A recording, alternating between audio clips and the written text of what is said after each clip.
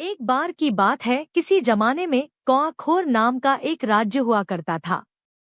उस राज्य के राजा की दो रानियां थीं। बड़ी रानी का रूप सामान्य था, लेकिन छोटी रानी काफी सुंदर थी। इस वजह से राजा छोटी रानी को अधिक प्रेम करता था और वह छोटी रानी की हर बात भी माना करता था। एक दिन छोटी रानी ने राजा से बड़ी रानी की शिकायत कर दी। राजा बड़ी रानी से नाराज हो गए, जिससे दुखी होकर बड़ी रानी महल छोड़कर जंगल की तरफ जाने लगी। रास्ते में एक नदी पड़ी, जिसके किनारे पर एक अनार का पेड़ था। बड़ी रानी उसी पेड़ के नीचे बैठ गई और रोने लगी। उसकी रोने की आवाज सुनकर वहां पर एक नन्ही परी आई।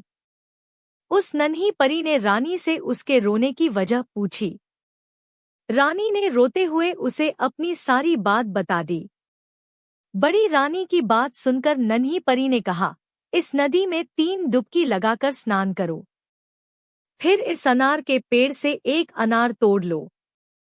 ऐसा करने से तुम भी रूपवान हो जाओगी, लेकिन मैंने जितना बताया है सिर्फ उतना ही करना, न इससे ज्यादा करना और न ही कम करना।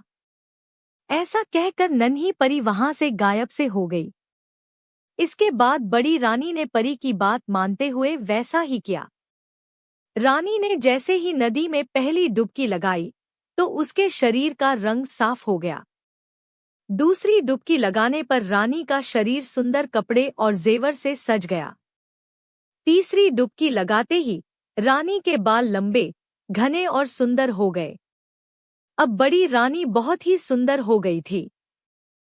इसके बाद जैसा नन्ही परी ने कहा था, नदी में 3 डुबकी लगाने के बाद रानी ने अनार के पेड़ से एक अनार तोड़ लिया।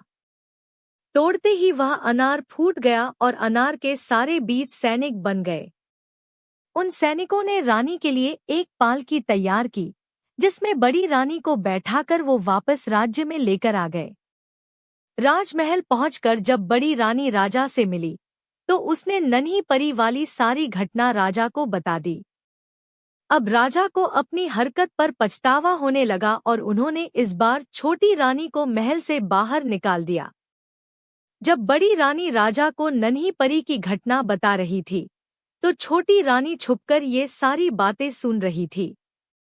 इसी वजह से महल से बाहर निकलने पर वह सीधे नदी के किनारे गई और उसी अनार के पेड़ के नीचे बैठकर रोने लगी। छोटी रानी के रोने की आवाज सुनकर नन्ही परी वहां प्रकट हो गई और उसने रानी से उसके रोने की वजह पूछी। छोटी रानी ने झूठ बोलते हुए नन्ही परी को बताया कि बड़ी रानी के कहने पर राजा ने उसे महल से बाहर निकाल दिया है। यह सुनकर नन्ही परी ने छोटी रानी से भी कहा कि पहले इस नदी में 3 बार डुबकी लगाओ, फिर इसी अनार के पेड़ से एक अनार तोड़ लो, लेकिन न इससे ज्यादा करना और न इससे कम करना। ऐसा कहकर नन्ही परी वहां से फिर गायब हो गई। नन्ही परी की बात सुनकर छोटी रानी बहुत खुश हुई। वह नदी में गई और जैसी ही पहली डुबकी लगाई, उसका शरीर पहले से भी ज्यादा निखर गया। दूसरी डुबकी लगाते ही उसका शरीर भी सुंदर कपड़े और जेवर से सज गया।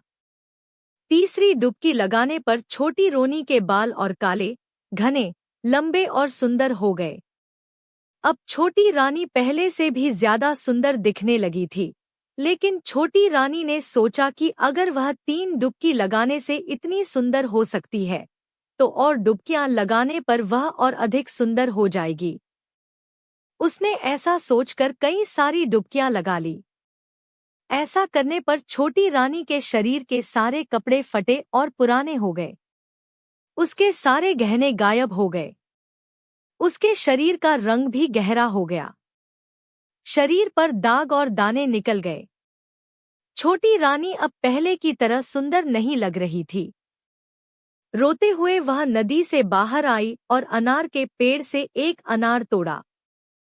अनार तोड़ते ही वह फूट गया। उससे एक सांप निकला और वह रानी को खा गया। कहानी से सीख।